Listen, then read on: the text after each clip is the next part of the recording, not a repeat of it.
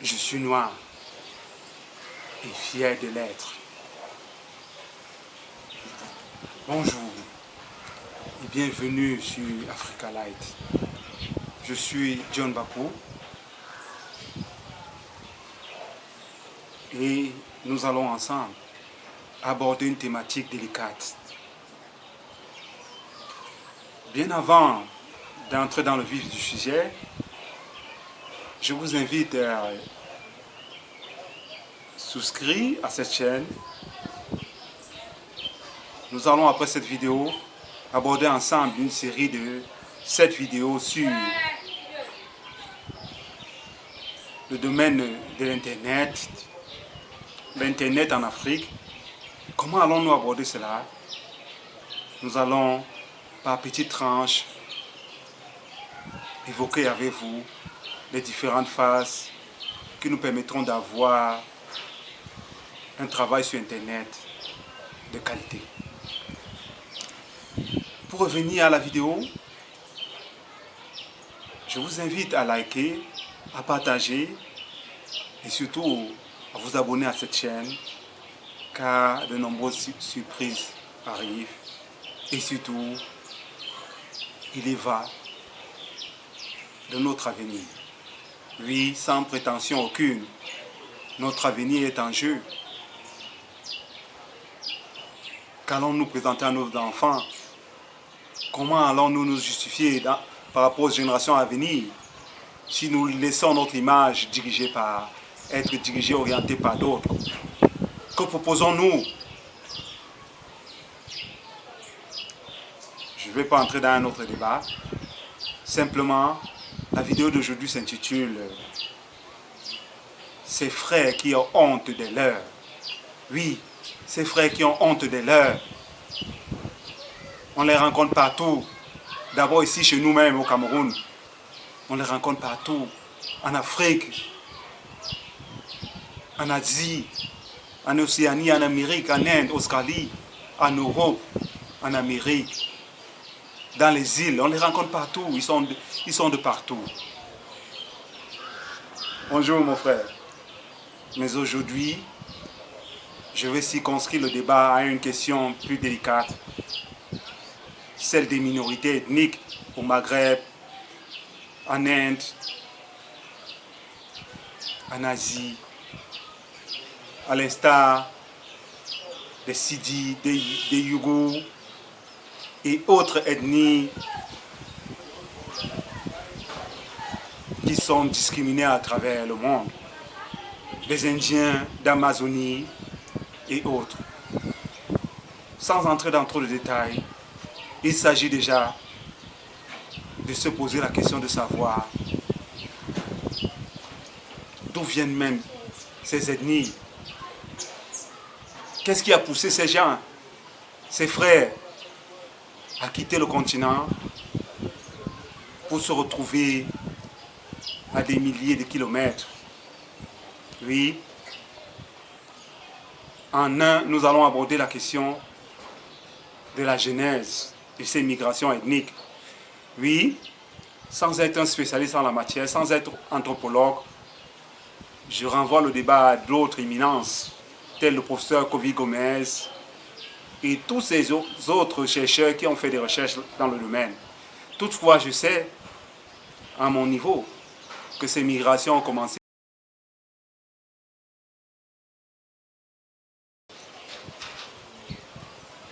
Et cela est d'autant plus justifié que le continent africain a passé plus de 250 000 ans avant l'arrivée des premières autres races indo-européennes et autres, les races asiatiques, les races indo-européennes, ainsi de suite. Il a dû donc, pendant ces millions d'années, il a dû se déplacer. Ça, c'est une question de logique. Et il a dû peupler les autres continents, tels que l'illustrent beaucoup de découvertes archéologiques qui montrent que le noir, oui, qui montrent que nous avons été les premiers sur tous les continents. Qu'advient-il qu'aujourd'hui, nous semblons être les derniers partout, même chez nous ici en Afrique? Que s'est-il passé? Un retour à la genèse. Chacun de vous doit posséder un retour à la genèse, un retour à l'histoire pour en savoir davantage. Oui, toi qui me regardes en ce moment, fais un effort de retour à la genèse. Essaie de revenir dans ton histoire. Essaie de t'instruire. Toi qui es en Europe, toi qui es européen, toi qui es africain, toi qui es américain, toi qui es afro-américain, toi qui es indien. Essaie de retourner à la genèse. Et tu comprendras davantage l'historicité. Et tu comprendras davantage d'où viennent ces polémiques, ces dilemmes inutiles. Oui, je dis bien inutiles. Car ce sont des problèmes davantage d'intérêt particulier. Oui, ce sont des problèmes d'intérêt particulier et non d'intérêt généraux. Car ils profitent généralement des minorités autres qui ont d'autres buts sur lesquels nous n'insisterons pas pour l'instant. Oui, car la vidéo est celle de se poser la question: pourquoi avons-nous honte de nos frères? Pourquoi as-tu honte de ton frère? Oui. Pour mieux comprendre cela, il faut évaluer de manière latérale, oui, de manière latérale, l'historicité de ces problèmes. Pour cela, nous allons, en deuxième partie, essayer de revenir aux minorités, aux problèmes des Noirs. Oui, les Noirs, communément appelés en Inde parfois les accolades, c'est-à-dire les serviteurs, appelés les machines, c'est-à-dire les marginalisés, ou les abou lassan dans certaines communautés, sont généralement les plus marginalisés. De nombreuses statistiques qui vous seront évoquées ci-dessous permettront d'illustrer cela. Nous avons pour exemple le Jeune Afrique du 15 septembre 2020 qui parle abondamment de la question des minorités ethniques. Depuis plus de 5 ans, en outre, la guerre au Yémen fait rage. Oui, nous avons aussi nos minorités au Cameroun. Les minorités Baka, les minorités de d'autres ethnies. Nous pouvons même considérer ceux du nord-ouest et du sud-ouest Cameroun en guerre comme des minorités, oui, car ils sont en situation délicate. Mais pour l'instant, la question des minorités au Maghreb, en Asie, en Inde et même en Amérique latine fait problème.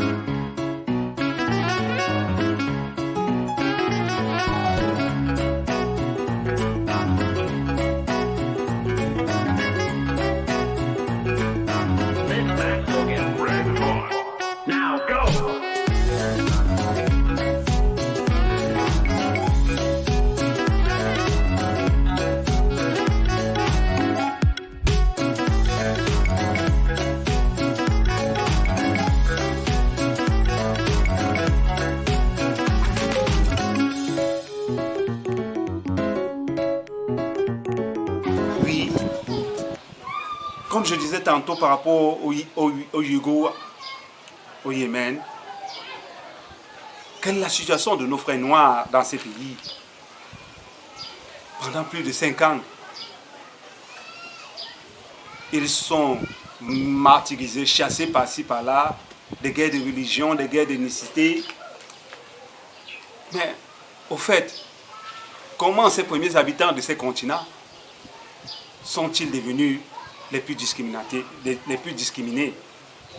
Comment comprendre que les premiers habitants de l'Amérique latine soient les plus enclins au chômage, plus de 20% selon les statistiques? Oui, avec Birandom On peut par exemple revenir sur l'origine du peuplement noir au Sahara, à travers les sources arabes et les études archéologiques. Oui, avec Berandam, on peut revenir là-dessus. On peut aussi revenir sur la question des Noirs en Inde, la question des Sidis. Comment sont-ils considérés? Ils ne sont pas les seules minorités en Inde, mais la majorité de la population indienne étant noire, comment sont-ils considérés dans un pays où les castes dominent, dans un pays où les mariages se font entre les castes? Oui, il faut préserver la tradition, mais est-ce que nous ne devons nous pas mettre l'humain au centre? Pourquoi discriminer? Surtout, pourquoi discriminer ces premiers? C'est une question polichinelle, effectivement. Mais il faut revenir à l'essentiel. Au Maghreb, les Noirs étant toujours les premiers, les majoritaires, étant les premiers arrivés, avec Amical Barakan et bien avant, les premières migrations, comment se fait-il que dans des pays où sont arrivés les premiers, bien avant tous les autres, comment se fait-il qu'ils n'aient même plus droit de parole dans ces pays? Je ne reviendrai pas sur les relents politiques, mais simplement, il faut se poser des questions sur la question noire dans le monde. Elle est interrogatrice. Oui, enfin, avec d'autres statistiques sur la diaspora noire, avec Elisabeth de Kounim, on peut se poser la question de savoir si la diaspora noire est-elle latine? Oui. Est-ce que la diaspora noire est latine? Moi, je répondrai par l'affirmative, vu le fait qu'elle est présente dans ces pays depuis des siècles. Mais aussi, il faut achever, nous ne saurons achever cette vidéo sans évoquer avec vous la dernière question qui est celle de qui est censé être mon frère. Qui est censé être mon frère? Est-ce toi, le jaune, le rouge, le blanc, le métissé, l'apatride? Est-ce toi de la même couleur que moi? Noir, rouge, vert, jaune, métissé, bleu, etc. Qui est censé être mon frère?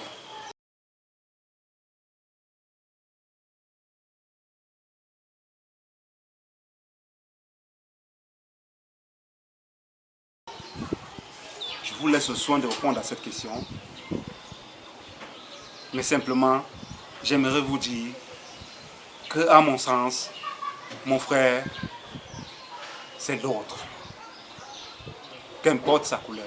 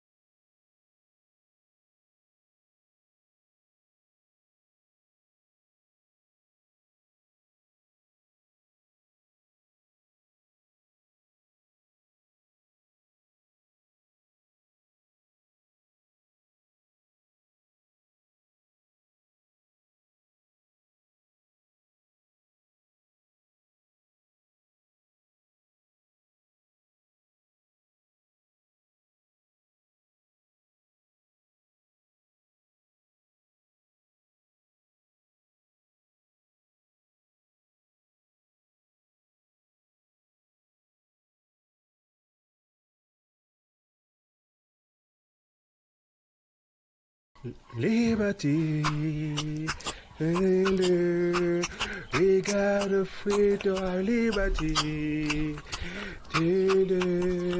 We got to move to our liberty. We gotta come out strong. Oh God, the movement. We got to move to our liberty.